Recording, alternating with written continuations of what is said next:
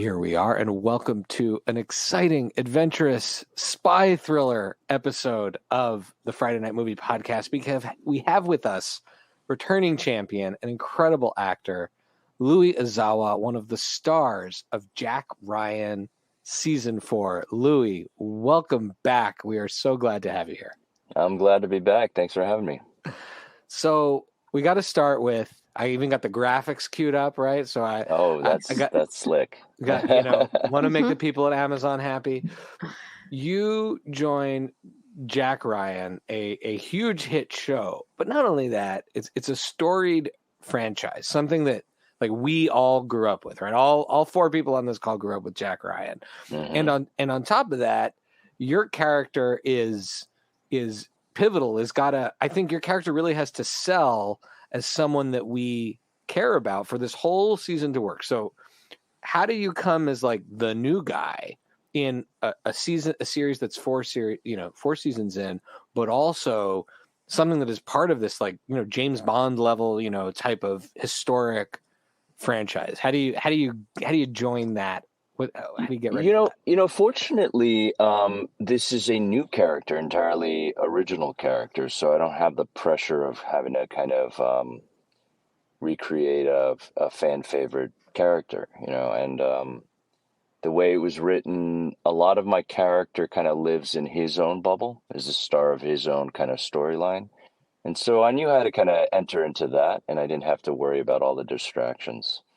Honestly, I felt that way. And then it wasn't until like we were in Tenerife, actually, which is where kind of the whole team comes together. And so that's when, and that was towards the end of the shoot. And by then I'd fully found this character, and I felt like I was living in his skin. So it didn't feel all that much pressure until the very end, to be honest. And we really got to know him at that point. If I had one note on the season, is that I loved seeing you all together. I loved that team up. I think it's essentially episodes 4 through 4 and 5, 4 and 5 in particular. Mm-hmm. I loved the chemistry, the team up. What was it like working with that group? Well, I have a bit of history, not with Mike Pena, but Mike and I share a love of golf. Mike Pena and I have Mike Pena. No history, but Mike Kelly and I do. Yeah, we did a movie. It may have been one of my first movies ever. It was called Fair Game. It was a Doug Liman film, independent film starring Sean Penn and Naomi Watts, and Mike Kelly was kind of like the leader of this group of CIA analysts that were kind of modeled after a Valerie Plame real life kind of. Wow! That okay, I know that film, sure. And so she and her husband were very heavily involved in the film, and so we kind of all bonded. There was a lot of, we were very low kind of. I was just starting off in my career. Mike was kind of mid career at the time, and this was prior to House of Cards even. But I just remember him having that kind of real intense energy, and we had it was nice. I learned a lot about acting from him, and then with John and I are not too dissimilar in age, and we happened to meet through a mutual friend when we were still in college, actually. Wow. What? Yeah. And so, before we could even dream of having an actual career in acting.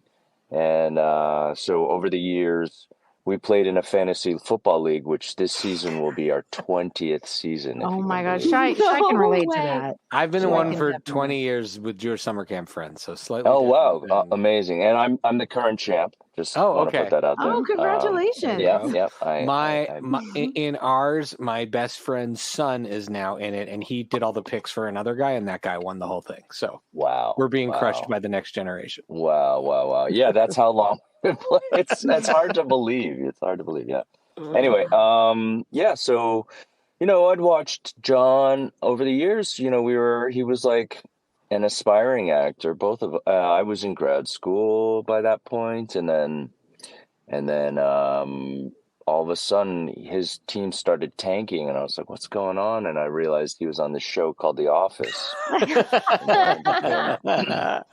And we were all fans of the original British show, and it was I watched him become a TV star and then movie star, and now like a auteur film director, and Jack Ryan, obviously.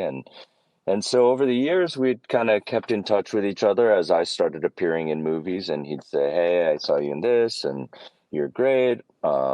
Actually, there's this movie that my wife's going to be in, and we're pitching you for the, we pitched your name to the director, and it never worked out. But, actually, I was in Prague shooting Hunters and finishing up Hunters, and my manager said, hey, there's someone from Jack Ryan, it seems...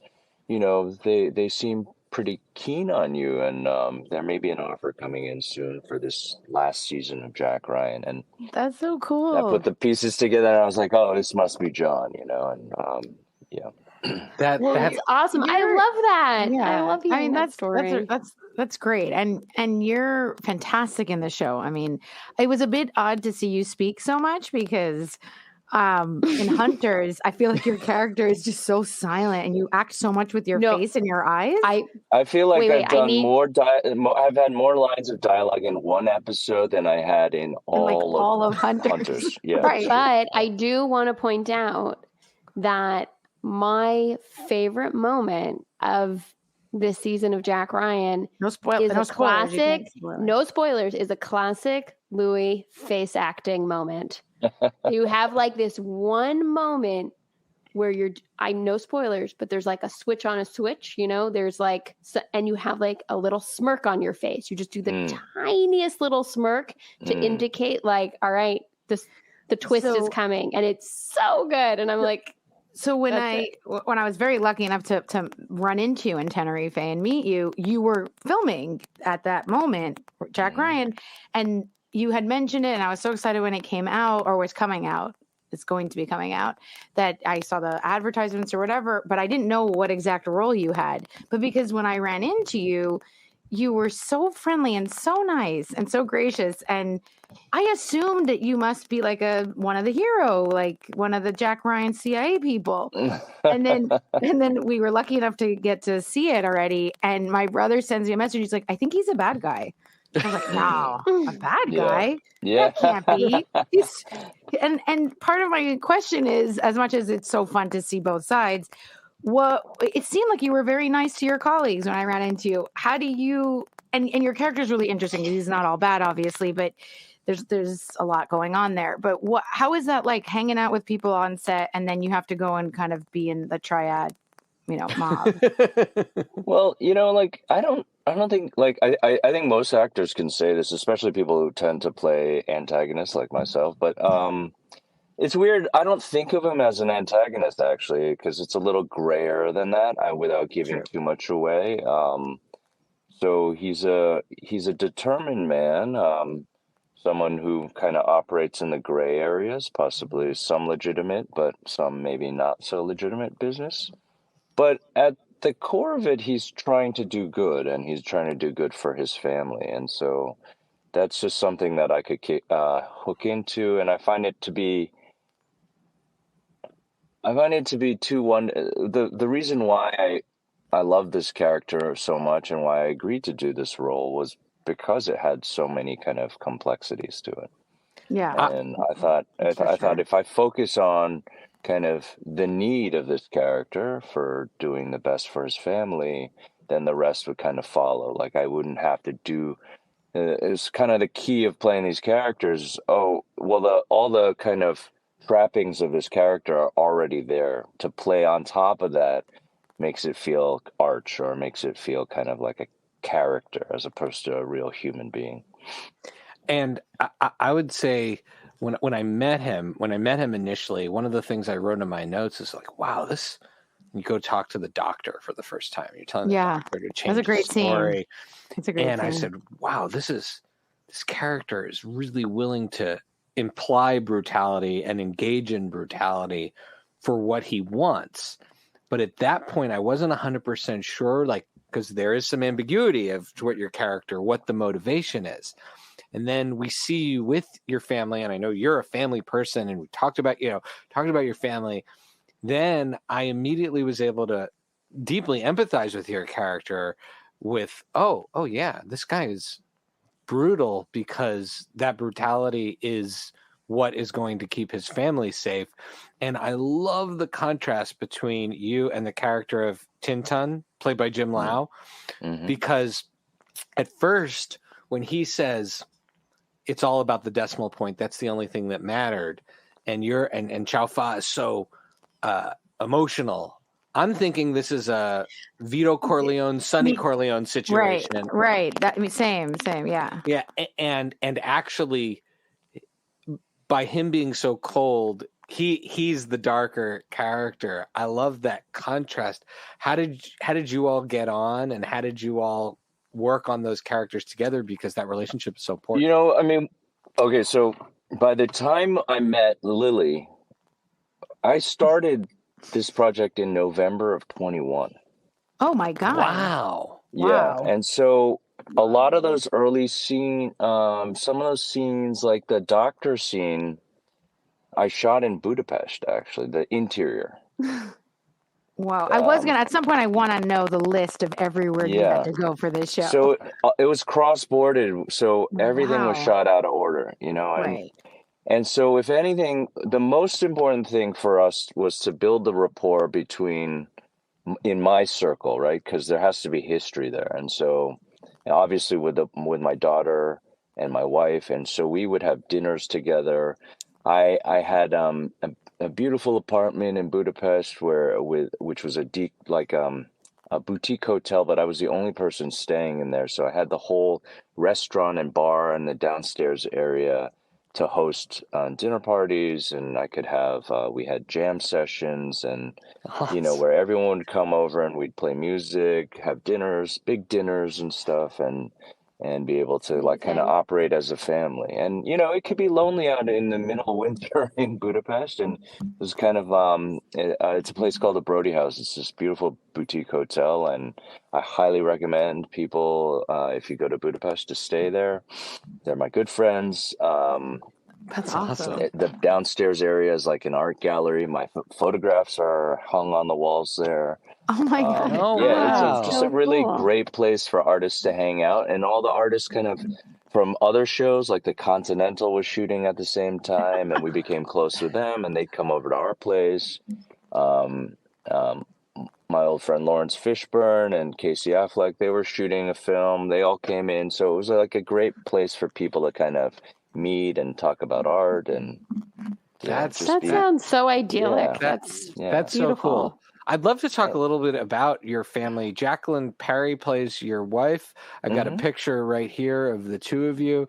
The connection between you two is also so important, because we've got sometimes the family in a movie is like an obvious prop, but in this one, we really got into how much you cared about them. Is that time that you spent together, did that help, or did you all spend a lot of time off screen as part of this Hangout Fest? Absolutely, because actually the moments we have on screen, like especially with Jacqueline, are very limited. So the audience has to know immediately, like feel that kind of affection, the love, like just our familiarity with each other. And so we would hang out with Rin, and Rin is, the same age as my son. She's 8 years old, and this is her first professional job ever. Oh, wow. Yeah. I don't think she'd ever even been in a student film either, or anything like that. So we would, she and her family, they were there for 6 months in Budapest. They would come over to the Brody House all the time. I took them out to pizza, that kind of thing. We were just hanging out with her younger brother as well. And so we became like a real family. And just Jacqueline's performance too is amazing, because she has such this is just who she is. She's just such a warm-hearted, open person. And so, and of course, Rin was amazing, just super present and so natural. And so I don't know. It was kind of easy once we were on camera. Not easy, but that kind of familiarity. We didn't have to act at it. That's great. That's so cool. You know, I should also mention Rob Ristic, who plays my brother-in-law, which is a fantastic role. Yeah. And we have such an amazing scene together. And he became my buddy. He became my we were hanging out a lot, working out together, dinners, that kind of thing. And that's it made for that scene that I won't talk about too much about, but extra special for us. I actually, and something I really love about all the relationships is I feel like they didn't over explain. Like there's a lot you had to just feel the relationship, right? Like at certain points I felt like there was almost a father-son relationship between you.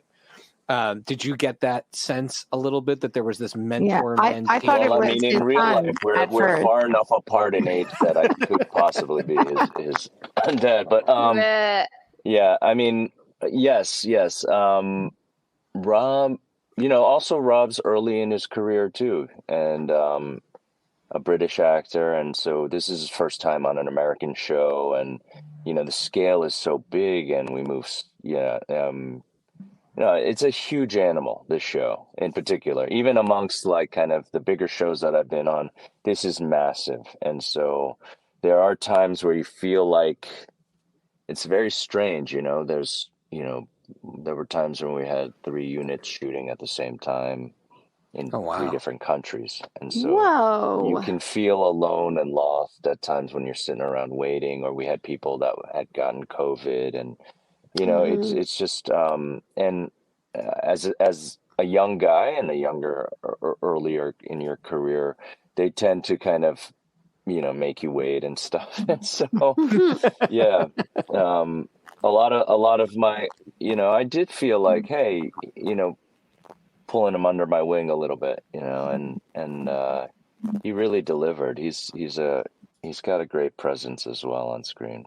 That's really beautiful. It's interesting you said the size of this show, because my final one of the things I reacted to is of the seasons of Jack Ryan, this one felt the most like Clear and Present Danger, which is my favorite of the Jack Ryan films, other than Hunt for Red October, because you can't really go wrong with the original. But that's one of my favorites, and I think it felt like it was really just a huge, big budget movie, right? I mean, I think that's why they kind of limited this season to 6 episodes, so they could really, really focus on, the best production values possible, the best. And even then, it felt like we needed more time. It's hard to do 6 hours of content, and that's like 3 movies right there.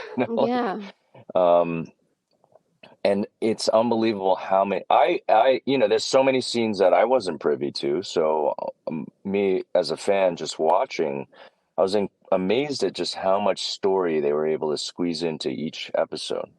Oh yeah. So you were saying it's great that they didn't over explain, and there was exposition that we actually shot, and those were. I love the cuts that they cut a lot of that stuff out, and you just had to fill in the blanks yourself, especially between the family. And you'd mentioned earlier The Godfather, and of course every kind of movie or TV show always refers back to The Godfather. But there are so many scenes in this movie where you could say, oh yeah, that's that scene from The Godfather. That's you know what I mean? Like, especially when it's a gangster genre and there's so much and the other movie that I kind of referenced early on, because it's so similar in content, or the characters similar, is Casino. Oh wow. Yeah, I always, because Chow Fa does run this casino, and he's it's his baby. He that's the way I mean, you don't hear that in the exposition of it all, but he designed this casino. This is his kind of feeling of being in some quasi-legitimate business.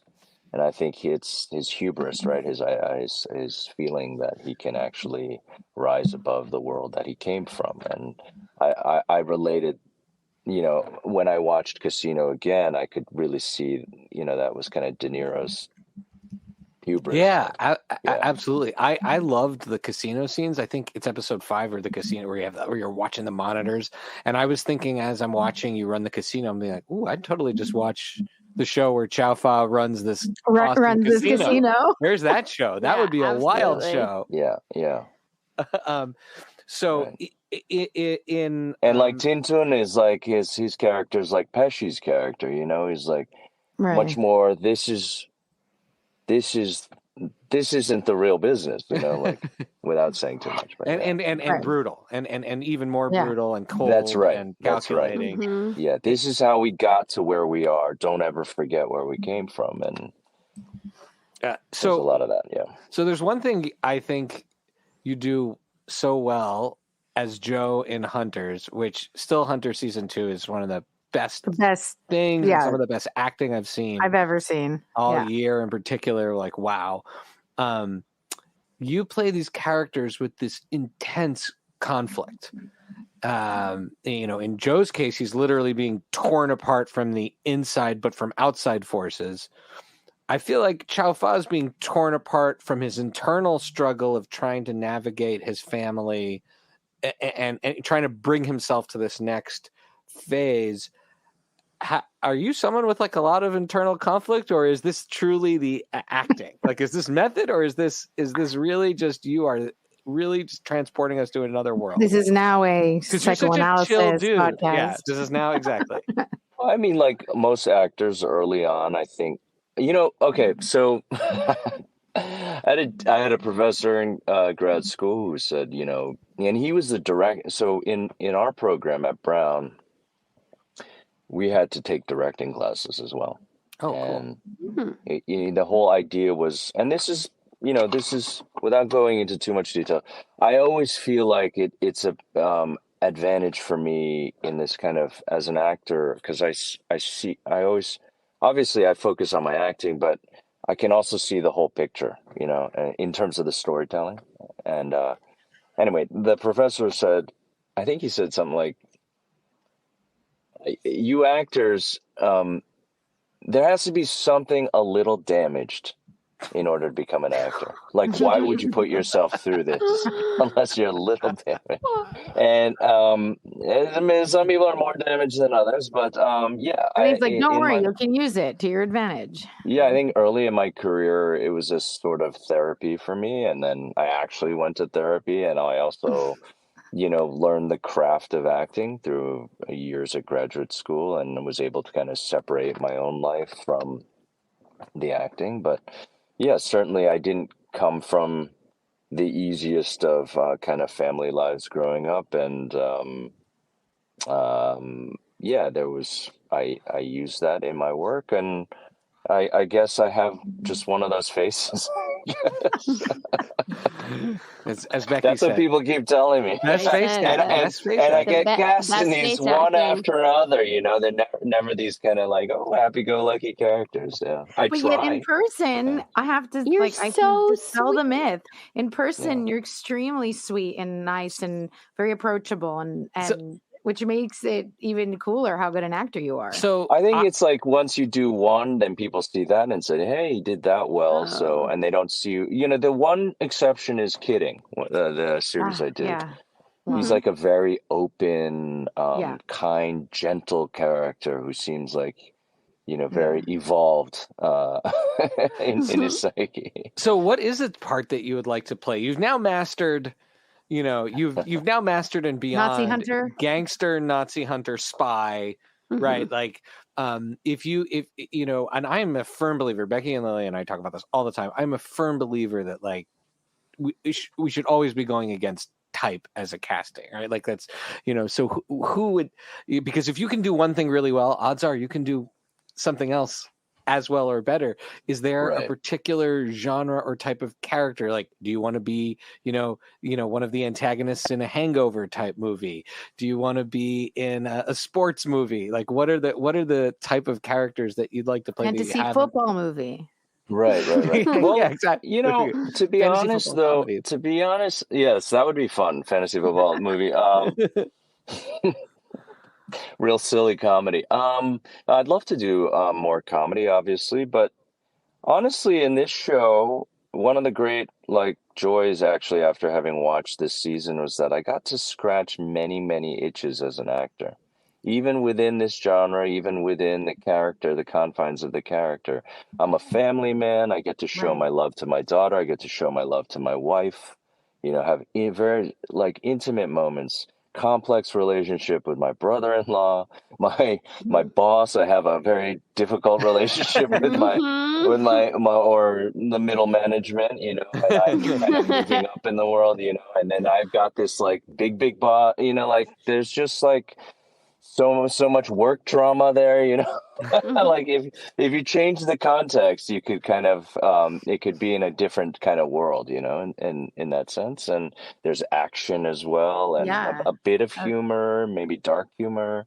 I mean, as an actor, you can't control what you could create opportunities for yourself, and I'm in the there's always people that want to make movies with me. That were these very low budget indies that I feel passionately about. They're passion projects. That's wonderful. Of course, getting the money together is always an issue, and some of these things never get off the get off the point beyond the dream stage. But the opportunities that usually present themselves to me are usually these complex, dark characters. There's two great projects that I'm interested in, and they're still very early in their phase, and without telling too much, they're extremely complicated characters and dark. But yeah, my wife is on this show called The Summer I Turned Pretty, and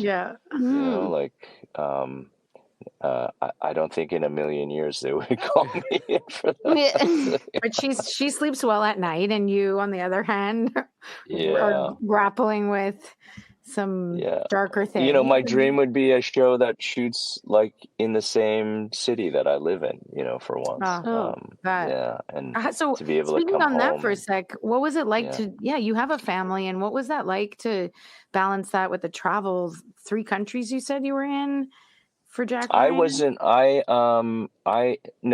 Because only did 2 countries, but there were some people that did 4 countries actually, because there was DC. Wow. There was, we shot domestically for those DC scenes, which I wasn't a part of. There was Dubrovnik as well, so Croatia, Tenerife, and Gran Canaria, so Spain, I guess, and then Budapest, Hungary. So 4 different. That's countries. Wild. And how is that going to see cool places and to shoot, but also wishing you could just shoot in your backyard?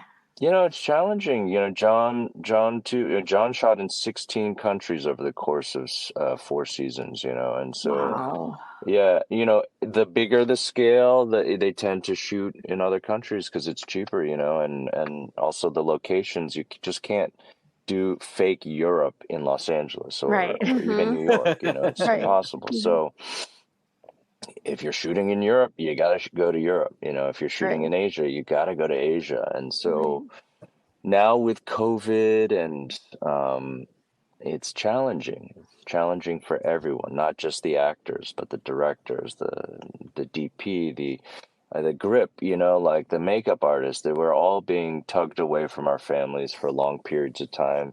And physically and mentally, it's draining. It's really draining for people. And that's one of the things with the strike, on these streaming shows, they often take as long as a network show that's shooting 18 to 20 episodes. And we're just shooting 6 episodes in this case, right? And but it's not a one-to-one, it's not. Yeah, you're putting in. You're putting in those hours. You're only doing 6 episodes. We're going to pay you X amount of dollars. No, it's this is 6 months of my life, 6 months away from my family. Right. Other jobs would pay you for 6 months of work. Right. Exactly. They're not gonna. They wouldn't be I only needed 6 reports from you. Sorry, it took you a year. Right. Exactly. No, you have to pay me the full salary. You're a lawyer. You're billing per the hour.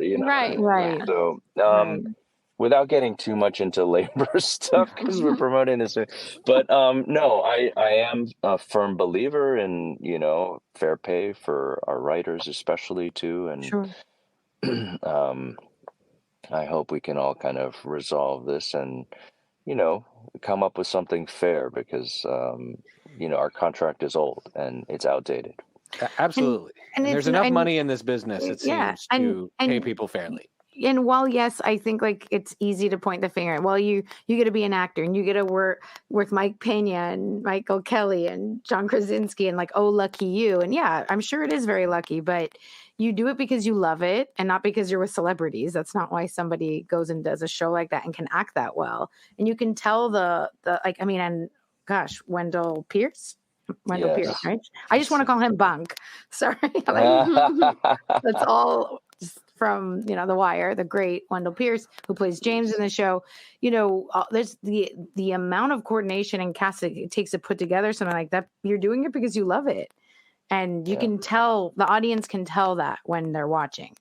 Yeah. You know, that. And for them especially, like, you know, they shot 3 and 4 back to back. We were even shooting 3 up until like midway through season 4. They were still shooting elements of 3.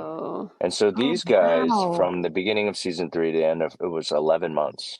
Oh my God. Yeah. And Wendell doesn't have a family, but it doesn't matter, you know, like he takes care of his dad and like, you want to be home. It's like by the end, it's like, and Mike's got 2 kids. Mike Kelly's got 2 kids, and Pena's got a kid, and people have their lives. John Krasinski has 2 daughters. Yeah, so it's like, and that's why you hang out. You know, like obviously we like each other. That's why we hang out, but also out of necessity too. You know, like if we could, we'd be home with our families or with our. Yeah, of course. Yeah, so there's just something that's what's special though. The positive side is that's what's special about often when you shoot a movie, it's like that, you know, like it's like you bunk up, like everyone is so intense, and like for 3 to 6 months, everyone's with each other all the time, and then you really get to know people intensely, and then you may go off and never see those people ever again. You know, but it's like that kind of camp mentality. Or like when you shoot a TV show locally, it's weird, you know, like you go home back to your own home, and it's a job. It feels more like a job. It's different. Yeah, this seems more similar to a film. It also looks like it looks like a 6-hour movie. Yeah. When you're watching it. Well, that's right.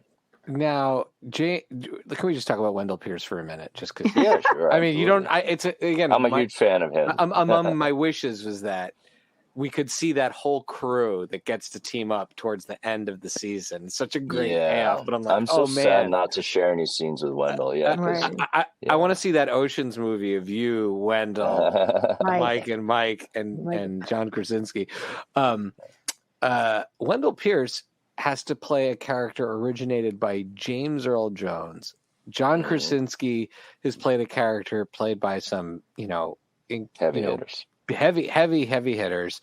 Did that ever come up? Do you ever have to block? I mean, I guess you got to block those previous performances out of your head. You're not looking at John Krasinski being like, oh, Harrison Ford would have done it this way.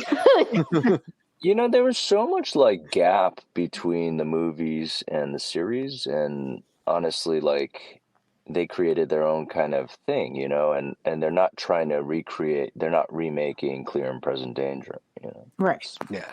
If anything, kind of like a lot of these new reboots of franchises, they're trying to go back in time a little bit, Yeah. It's a younger Jack Ryan, and they've now done it. Yeah. They've now put in more hours than probably any of the original actors of 4 seasons. And so, actually, what's cool is you can see the evolution of Jack Ryan, right? Like you really can from season 1 to now. Like he was squeaky clean in the first season, and now he's not so clean. Oh yeah, right. He's a little Captain. He's got that Captain America vibe. Yeah, right. He's the clean Boy Scout who then is also the revolutionary. Right. Now I worked in Washington my whole career. In some, not in any of the intelligence community, but a lot. Not that you could tell us if you did. No, but I haven't. I mean, I worked in the State Department in particular, but you know, a lot of that world is really familiar to me, and some of it is jazzed up for the movies, and some of it is I love when they obviously can't. If they made it like our real lives in those jobs, it would be the most boring. It would be like ever. Veep or like Veep, which I've heard. I mean, that was kind of what Fair Game was like. I was like, this is really what it's like. But like the bullpen, they're like, this is what the bullpen actually looks like. It's cubicles. Yeah, it's not cool, fancy lighting. It's like cubicles and guys and computers. Yeah. That's where the real spy work goes on. You know? Yeah, absolutely. But I love also when they throw in the details, like the different markings on the documents, and then the I enjoyed. There was one detail I loved in the season when the deputy director of the CIA has to resign in order to do all of the stuff he's doing, because the real deputy director of the CIA could not go anywhere the way Jack Ryan does. That was I enjoyed that part. Yes.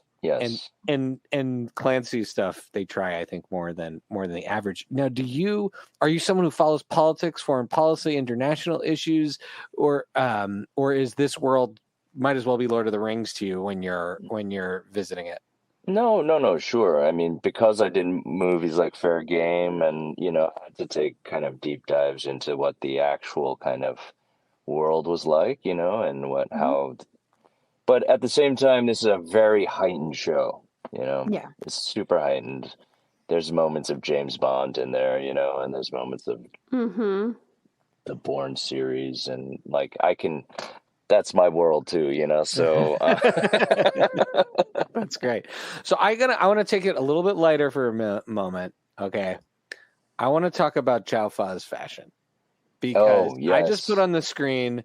Maybe one of the greatest coats I have ever seen in a movie. Oh my God! You wouldn't believe how many people on that set wanted that coat at the end of the scene. Did you get to keep it? Did you get to keep any of your clothes? I did get to keep one suit. I did keep one suit. Yeah.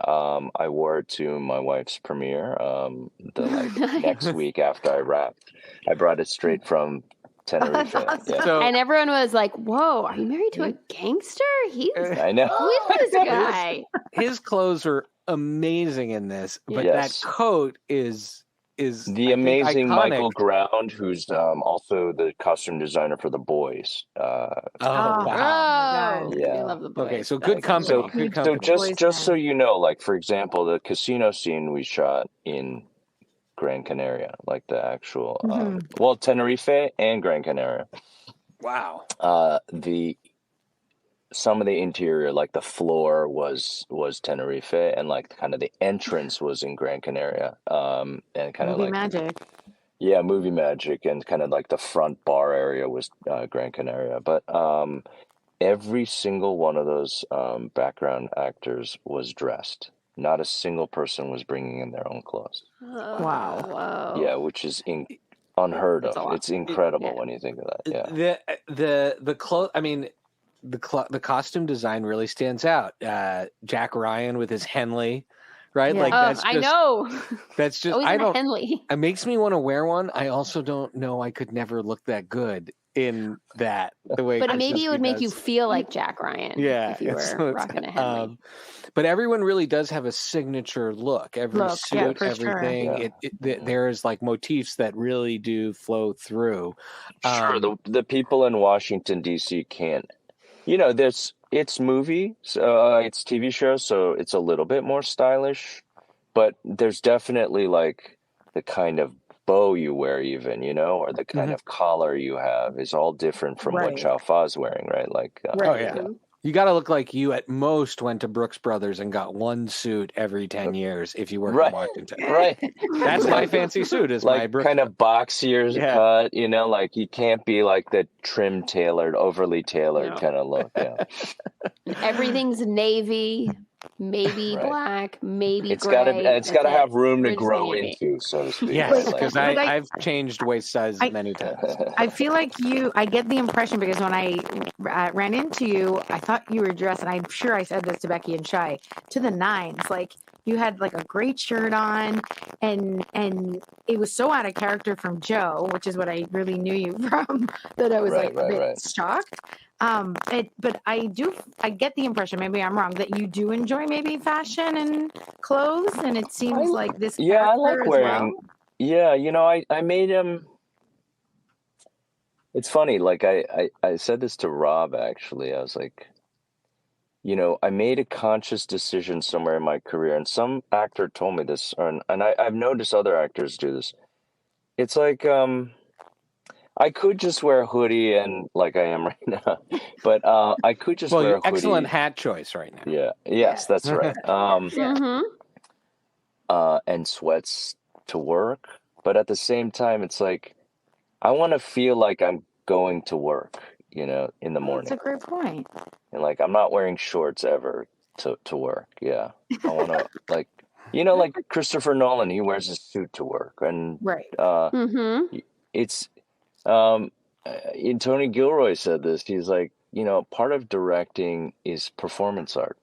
All these 200, 300, 500 people, 1,000 people are here looking to you for answers, right? And so you have to kind of look the part. That's awesome. I'm like you, a lot of times people are like, you're an actor? For real. So I was like, maybe I need to dress more the part, and just look like, I'm, look my age and look my, I don't know. Definitely not. Yeah, I started, and I got that shirt. I think I know the shirt you're talking about. I got that shirt in Budapest. It was a nice find, actually. I got a lot of compliments on that shirt. Yeah. It's a great well, shirt. I know when I come to Tenerife, I basically buy up the whole town. Mostly what I'm doing is going for coffee and a little shopping. So highly recommend. Yes. Highly recommend this town. It does help when you're in Europe, it's different. People, well, that's a good point though too. I think maybe it's more of a, an American mentality to not like everything's very dressed down and informal.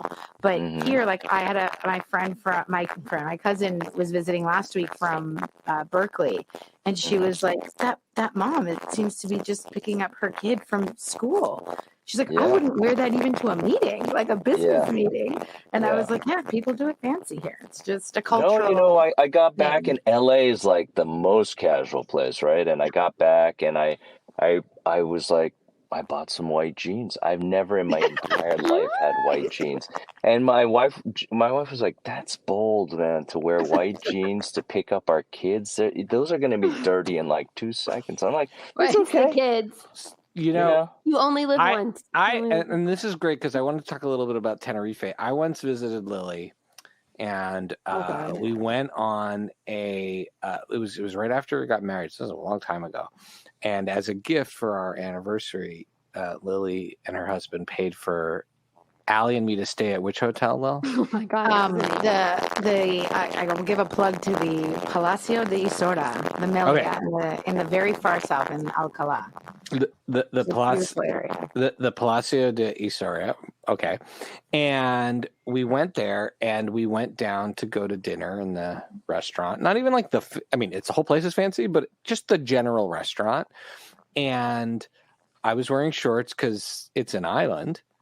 And I didn't bring. And you're American. And I was told I couldn't go in the restaurant without pants. Now I didn't bring any pants to the hotel, so I asked if they could supply me pants. And the only pants they could find that would fit me, again because I'm American, not European sized, were like waiter pants. These tapered white waiter pants. And so I had to go into the restaurant. You mean chef's pants? Yeah, they wouldn't even zip up though. They were so small because everyone's so little in Tenerife that I had to walk through the restaurant with my like zipper just barely closed in these tapered white pants that were I've worn white pants in Europe. Now, I would love we are always trying to get people to go to Tenerife. Lily even has a slide deck, a Google slide deck that when I'm talking about Tenerife, I just add people to it. I just send it to them because it's hard for me to describe it. Please send it my way. Okay. It's great. Yeah. Do you have, if you were going to, well, I guess you haven't seen the slide deck, but what are some of the things that you would say have to be in the slide deck for visiting Tenerife? It's a very special place to all of us. Oh my gosh. I actually love Santa Cruz. That's Lily's town. Yeah, I mean, it was so much. I spent one night down at the was it the Ritz? Yeah, the Obama. And I was like, hotel. I've been there once. That area just felt really like any resort. You could be at any resort anywhere, you know. And I just love the kind of the town, and I love the vibe of, like, I guess all the jacarandas. You know, in LA we have a lot of jacarandas, and just the climate felt different. You know, it wasn't as arid and dry down there. It's a really interesting island because all the microclimates, and I love being up in on the, I guess, northwest. You must have been. Yeah, I'm assuming because of the shots in the show. Yeah, we were up in. No, would you call that northwest? No, northeast, right? It could have been northeast or northwest. Definitely north, like on the north side of the island. Yeah, and you were on the north end. Yeah, for sure. From the shots, gorgeous! Like up by the volcano. The volcano is Mm-hmm. gorgeous, and just. Did you hit the water park? Shy loves them. Oh my god! This is just my opportunity to brag. The water park several of the stuntmen hit up the water park. So this is my opportunity to brag that I think you could be a stuntman. Shy, you could be a stuntman. I'm not that durable, but this is my opportunity to brag that I did do, what was it called? The Tower of Power, or the bonsai? It might be whatever it is. Like whatever that super high. I want to look it up. Even Lily's martial arts daredevil husband didn't do it. He was like, no, it's like they shoot you off like a cliff. He was like, not to brag, punch me in the face, but I'm not doing that. That's what he said. Not to also brag, but there's a pretty amazing video of me doing the water slides also. That I think is a Friday night movie fan favorite, because I don't like any sort of thrill adrenaline thing. So it's my siblings forcing me to go on.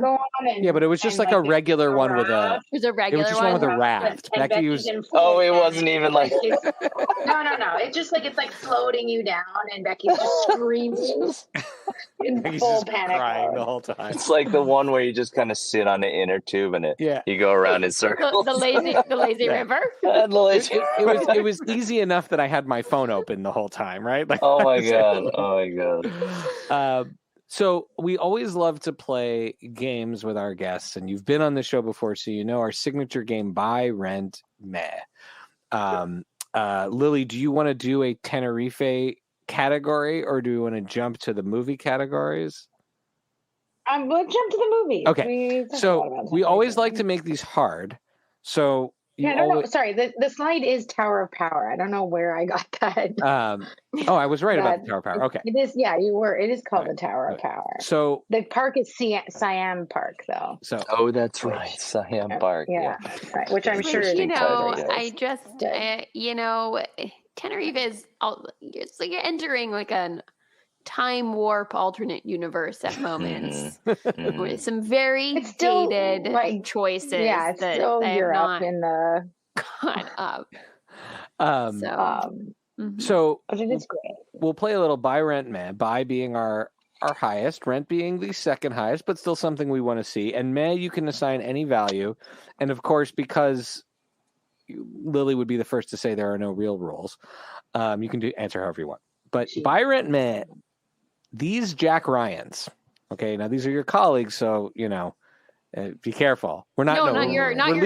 We're leaving John out of this. We're putting John. Okay. John has defined that role for a whole new generation. So don't worry about that. And I think in a lot of ways he evokes all of the best of any of the other people who have played that character. So we've got Alec Baldwin, who did Hunt for Red October. We got Harrison Ford from Clear and Present Danger. And Patriot Games, and then people often forget Ben Affleck in Sum of All Fears. Right. How would you answer the question with these three? minor movie legends. The movies or the actors? The movies. Or just their Jack Ryans. You can give like any their reason. characters. And you can, how can you not buy Harrison Ford? Okay. But then Alec Baldwin is a close second. Hunt for Red October is an awesome movie. And then unfortunately, I don't know Ben Affleck, but yeah. Some of All Fears is not one of the stronger Jack Ryan movies. Yeah. He's been in some great movies, but not that one. Well, I agree if that helps. I think you've made very good choices here. Yeah. I'm partial also. Clear and Present Dangers, like you said, it's got the family elements of it all. Mm-hmm. It's kind of just there's more parallels to and Michael Pena and Willem Dafoe's characters. I know John Clark is a character in the Jack Ryan verse, but they remind me the operative who comes in from the cold and joins the team and who's suspicious. Yeah. I love that element. Yeah. All right, now let's buy, rent, meh. Movies made in Tenerife, and Lily supplied this list. Wow, Lily, do you want to take us to it? Sure. There's several movies that have been filmed here, but I went with these. Clash of the Titans, the Sam Worthington version, not the 80s version. Right. Clash of the Titans, Born number 5. Okay, so try and situate your mind in there. Lily, we lost you there for a second. Oh, how did you lose me? What is happening? No, I heard Born, the one after the one I 5. Did. Yeah. Mm-hmm. Yeah, and then Fast and the Furious 6. Those are your choices. I can't tell what that face means. I'd love to see Louis in a Fast and the Furious, by the way. Well, I'd love to be in one. I guess just because I like the cars. Like, is this really hard for you? These three are really easy for you. That's what I couldn't tell. It's hard. It's hard. It's hard. It's hard. You're talking. They're not my. There are lots of movies shot in the Canary Star Wars and stuff like that, but those are on the other islands. I had to specifically choose Tenerife. No, I recognize. The thing about the Bourne movie is I recognize there's some scenes by our hotel even, right? Like I know Matt Damon used to go running up that hill, be right behind our hotel, and I would run up that hill as well. Maybe for that reason. I would never run up that hill ever. It was hot. It was hot. I had never to run take up my that shirt hill. off at one point. Yeah. No. But it's cool because you could see the ocean from up there, and it's interesting too because there's like all that graffiti up there. It's a little rough. It's a little rough up there. I was like, I don't know who's around here, but neighborhood. Yeah. Very fancy hotel. I would say maybe I'm not a huge fan of that movie. I'm sorry to say, but that's okay. But maybe just because of because I recognize the scenery, I would pick the Bourne, and just because I've been in the franchise as well. Followed by Fast and the Furious, and then Clash of the Titans. That seems like I haven't offended anyone too much. No, I remember it's all love here, so it's all degrees of love. It's not. You didn't pull the bleh card. The bleh is if you want to switch your man out for a bleh. Oh no, bleh is if you really didn't like something. No. Well, these are awesome. So are there things you're working on that you can tell us about that are coming? Yeah. Well, coming not immediately, but aside from Jack Ryan, I would Pachinko season 2. I wrapped. Oh wow, that's right. Awesome. That's really right. Exciting. And I think the shoot has wrapped in, or is about to wrap in Korea. Yeah. So. Wow. Yeah, season 2. So great. Yeah, it's a great show. I'm happy to plug the show because it's so good. I'm just a little piece of that big, humongous puzzle, but I love just as a fan of the show. Yeah, it's great. And that's on Apple TV. Apple TV. Hoping for something else to come, but right now everything's kind of like in holding patterns. Right. Because it's strike and everything. So yeah. Wow. I do have to jump off soon. Oh yeah, but, we're in wrap mode. We wanted to just make sure if there was anything new coming. Louis, where would you like people to follow you so they can hear all the amazing stuff about Jack Ryan season 4, but also whatever's coming? I'm not on Twitter or Facebook much, so you can catch me on Instagram at Louis Ozawa at LOUISOZAWA. That's where I kind of plug all my stuff, but you can see some personal content as well every now and then. And yeah. Well, Louis, we are so grateful that you are part of the Friday Night Movie family and that we got to get you a second time. Always, yeah. And Jack Ryan season 4 is fabulous, especially like I said, especially if you grew up with this series. I feel like this one is such a great capstone to this era of Jack Ryan, and you're just fabulous. The ending's great. And thank you so much. Series finale, it's fantastic. I always like talking to you guys, so yeah, whenever I have something, I'd be happy to talk about it. We love talking to you. It's so much better than these junkets, like I do these junkets and they're like 4 minutes or 8 minutes tops, and the same kind of questions. And it's really, I understand why people ask the same kind of questions, because there's only so many. They're just trying to find a soundbite, but this, I feel like I can really speak openly and candidly, and you guys are so good. There's so many great anecdotes and stories and jackets from the show that there's so many more. There's this is 6 months of my life, like more than 6 months of my life. There's so many more, but like I could go on and on and on. well, we want to make sure you can get back to your awesome family and all the things you have going on, and we're so thankful. Thanks for being here. Thank you so much. Thanks for having me. Thank you. Bye. Bye. Take care. Bye. Take care. Bye.